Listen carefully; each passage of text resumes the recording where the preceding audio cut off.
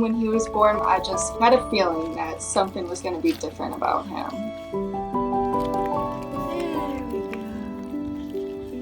Guinness was easily half the size of all the other puppies. I mean, there's pictures where he looks like a little alien baby. He just did not look like your average puppy. You could just tell he was the runt of the litter. And the next day was when we just noticed he was declining like crazy.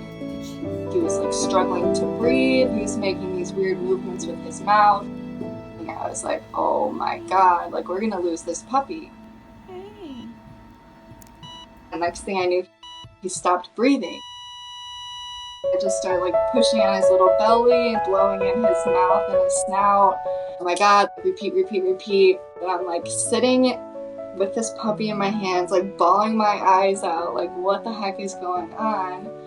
And by some miracle, he came back to me, grabbed my phone and texted my boss. I'm like, that little puppy, he's still alive and he's still fighting. So if you're okay with it, I'd like to take him home and fight with him. I brought him home. We need to get milk in him. Like I bet he hasn't been drinking yet.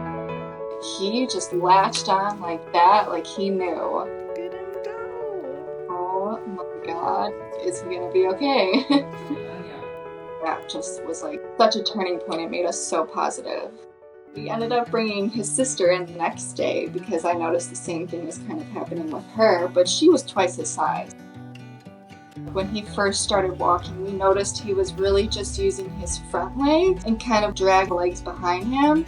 And so we would kind of like stand him up like a human almost and let him strengthen the legs. Guinness, it's your birthday. After a little while, he was walking like a normal puppy, Guinness, show how good you're doing. but you could just see that he was a little bit wobbly in the back legs.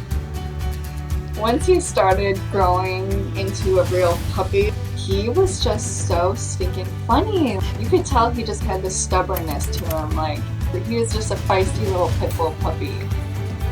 Probably right around when he got 6 weeks old, I was like planting the seed in everybody's mind, like my parents. I'm like, there is no way I can give up this little boy. It's not possible. He was my baby. He's like my son.